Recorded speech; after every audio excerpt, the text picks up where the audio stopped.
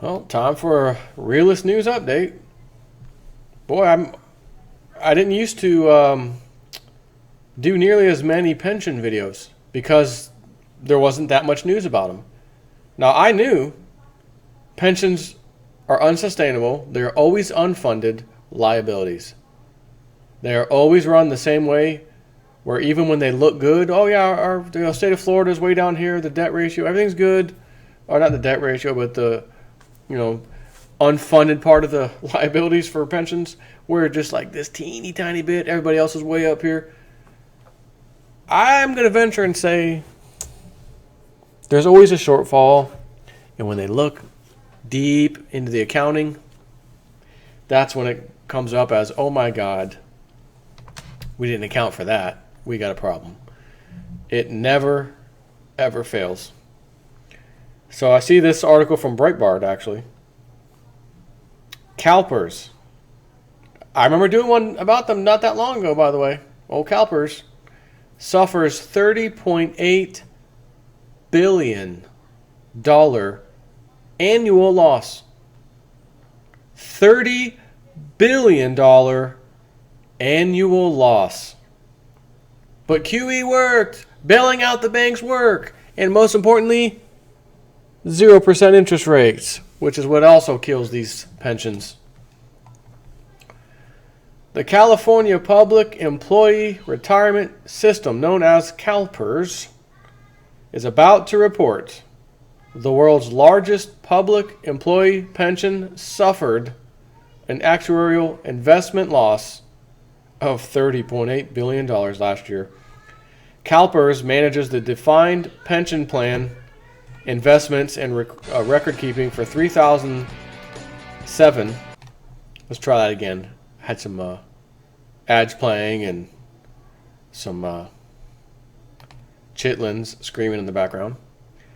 CalPERS manages the defined pension plan investments and record keeping for 3007 California state and local government entities.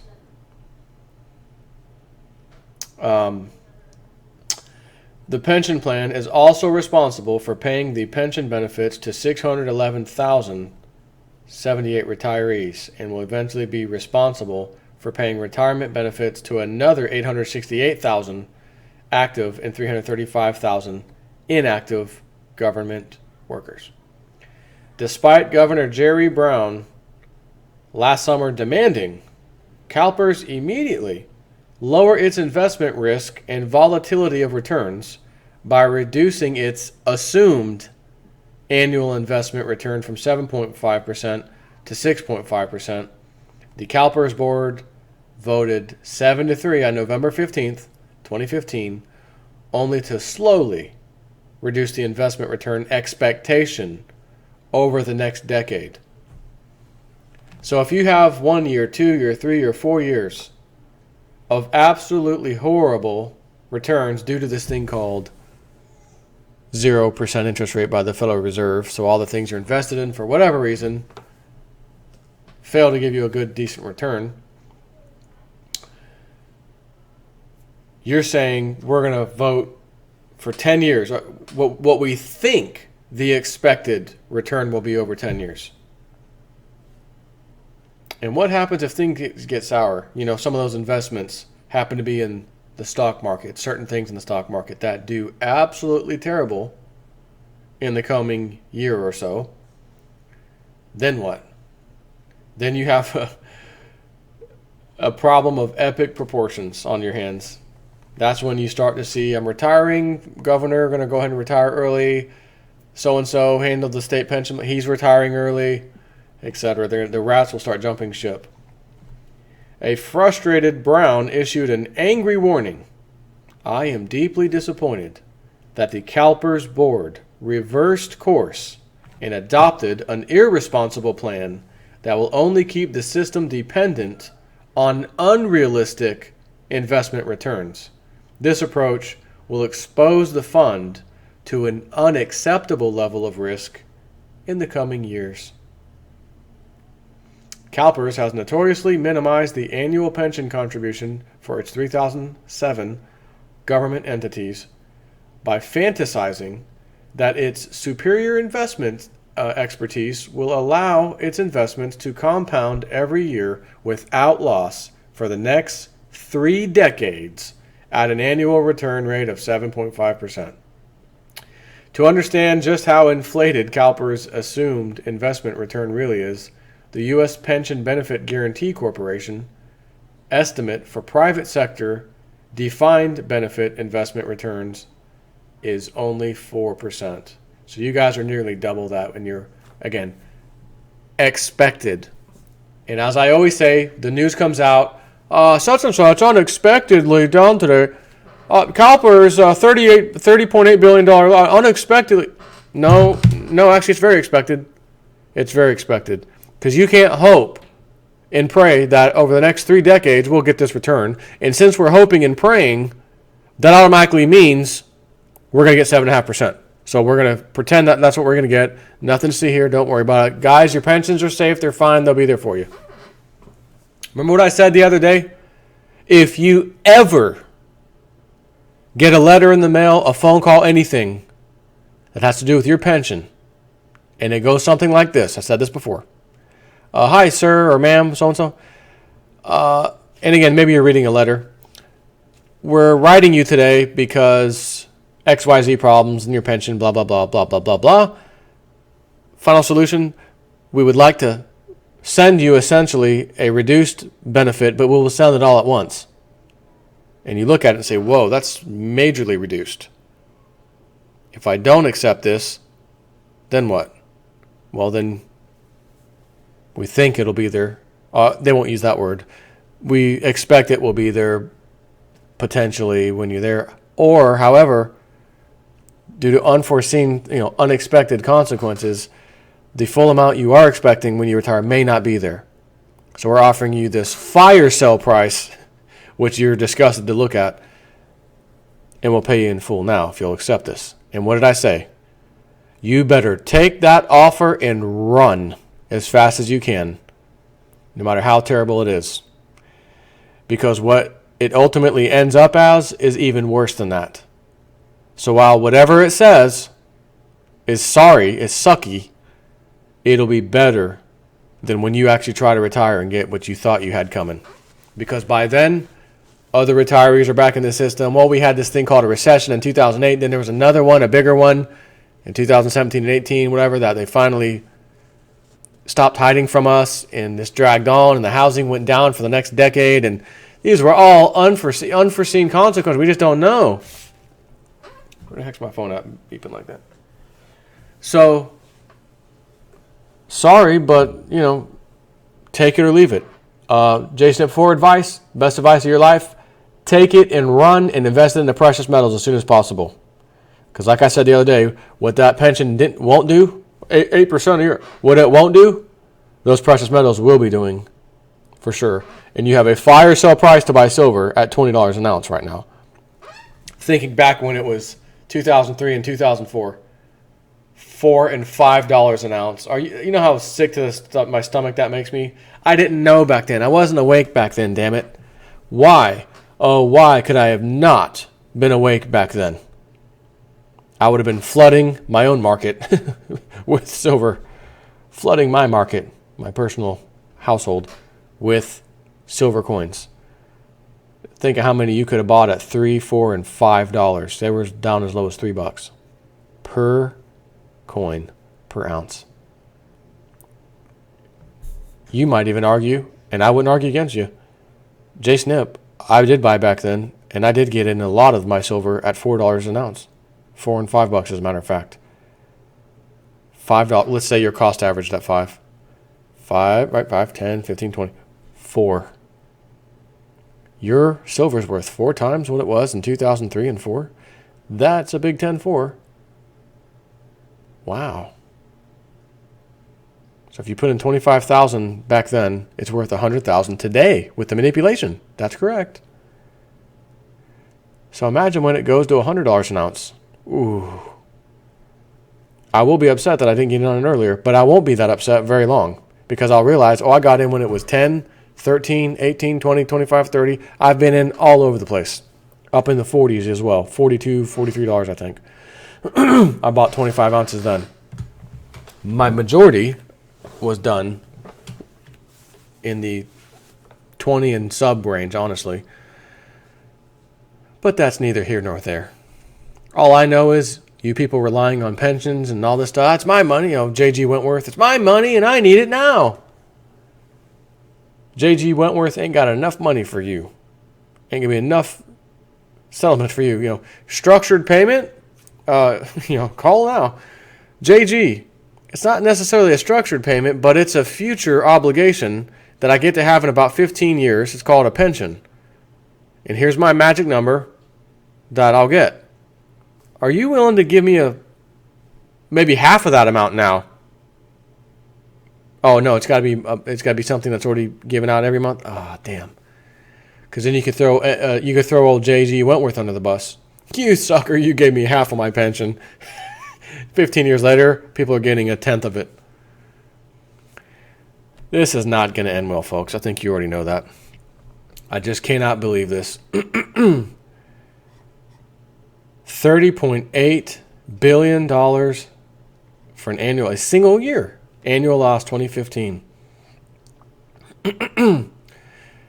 Had CalPERS board adopted Brown's proposal to cut their public pension plan investment return assumption to 6.5%, the California legislature have been required to increase the state's annual pension contribution by 43%, from $4.7 billion to $6.7 billion. And how do they get their extra money? You sorry schmuck, the taxpayer. For the 12 months ended on June 30th, 2016, CalPERS investment lost 2.7%, or $8.2 billion, combining the cash loss with the pension plan's failure to earn any of the 7.5% assumed investment return of $22.6 billion. The CalPERS total actuarial investment loss was a stunning $30.8 billion. This is 1 year. CalPERS' disastrous investment performance this year follows a dismal investment return of just 2.4% for the prior year, ending June 30th, 2015. As a result, CalPERS suffered a $15.4 billion actuarial investment loss for that prior year. Adding the 2 years' losses together, their almost $300 billion fund has suffered a $46.2 billion actuarial investment loss. And people, I thought we're in recovery mode. It's been a slow, crawling recovery, but it is a recovery. Then that should tell me not a loss of $42.6 billion in the last 2 years. Maybe just a slight gain. It was the actual number was $293.7 billion was the total. They lost 46.2 in the 2 years. So let's just round off 300. $300 billion pensions there. Guys, we should have made, 20 or so, 30 billion, so that 300 should have turned about 320 or so. But since we had a sluggish recovery, as they like to say, it's a recovery, but it's sluggish. So it's not bad. It's just not really good. We only made $10 more billion, or $5 billion. The 300 turned to 305 billion. At least it went up, you could argue. But it didn't go up like it was expected. Okay, gotcha. But because they expect to make these gains, they're losing billions and billions and billions of dollars.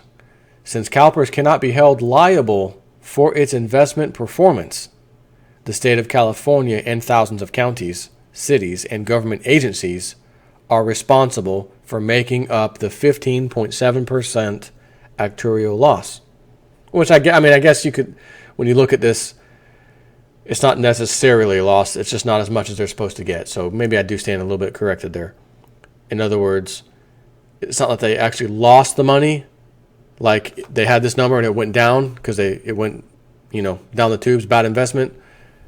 It's just that based on roughly 8% or 7.5% year over year, this equates to such and such every year. We didn't get that because the percentage is way down. Therefore, if you think you're going to make $30 billion this year, and this is what we see for the next 30 years, $30 billion every year. And that, of course, that's not $300 billion. In 30 years, that $300 billion may climb. Maybe it's $400 billion. And then again, if you compound interest, it goes even higher. So they're calculating that to say, this is what we need from the government to pitch in. Here's our calculation. So what happens when the calculation for 2 years straight, it's been going on longer, but the last 2 years, terrible and terrible. Not terrible. Terrible and worse than terrible. We need the government to take up the difference, which happens to be the 15.7% loss. Which means what? Man, driver's license renewal used to be $35. Now it's $60. It's been $60 for the last few years. What's that? It's now $75? Why are these prices going up? Well, government spending. They're not going to go out and say, well, due to the company managing the pension system that sucks, we have to kind of cough up more money. Which means you have to cough up more money. That's where your money's going. They're not going to come out and tell you like that. They're going to just say there's lots of budget shortfalls and the state didn't bring in enough revenue this year, and yada, yada. They are going to skirt that one and beat around the bush as much as they can. They do not want to say, citizens of California, with your $700,000 house that's the size of a dumpster, or you over there paying $1,800 a month rent to live in a cardboard box at your friend's basement. Remember those news stories from California? In other words, you're paying absolutely ridiculous prices. And you with your $30,000 a year property taxes, listen, all that's going to go up. Property tax, this tax, that tax, driver's license fee, renewal plates. We got a little shortfall we got to deal with. But don't worry, those same people who have the pension, they got to pay it too. Their driver's license fee went up just as much as yours did. Their property taxes went up just as much as yours did. The only difference is yours are going up for their benefit. Yours are going up for their benefit when they retire. When your sorry ass retires, who doesn't have a public pension, you fend for yourself. I've got, Social Security if it's there. I have a little thing on the side. I have an IRA. I did this. I did that. That's how the rest, the real world works. The people with the pensions, on the other hand, that's my pension. They owe it to me. They promised it to me. Okay. And the government's going to try to get it from the people. They always do. Let's go to the average taxpayer to find the shortfall. Let's not cut spending, gross negligent spending, by the way. As I read the other day, Pentagon cannot, since 1996, so to be fair, 20 years, to date, the Pentagon cannot account for approximately, $5.6 trillion, I think was the number? Remember the day before 9/11, Donald Rumsfeld? The day before 9/11 happened. Some estimates say that Pentagon cannot account for over 2.1 or 2.2 trillion dollars in the year 2001. And the next day, a plane hits the accounting section of the Pentagon of all places.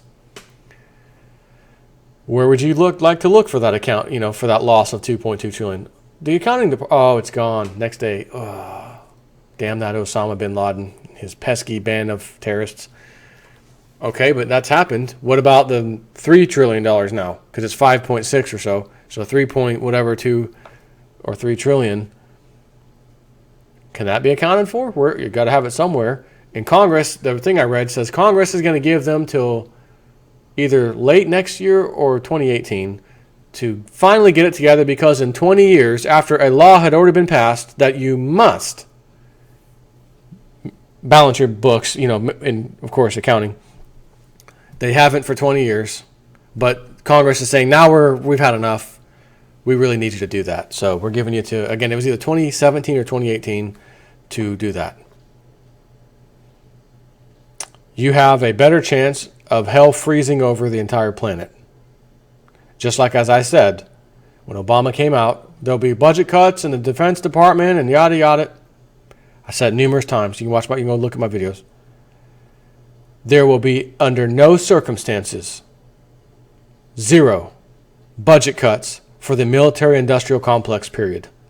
They will not accept that. And what happened immediately after? Budget is put in. Obama says, nope, that's not good enough. They change some things around, add something here, add something over there. The budget goes back up. It's actually over budget for the military spending by 20 or 30 billion at the time. That was the first time after he said he's not going to allow it. We got to pass this law. Go ahead and pass the budget. Oh, so it was 30 billion higher. And then the one after that was even higher. I thought we were cutting the budget down. No? Okay, just checking. Take care, guys.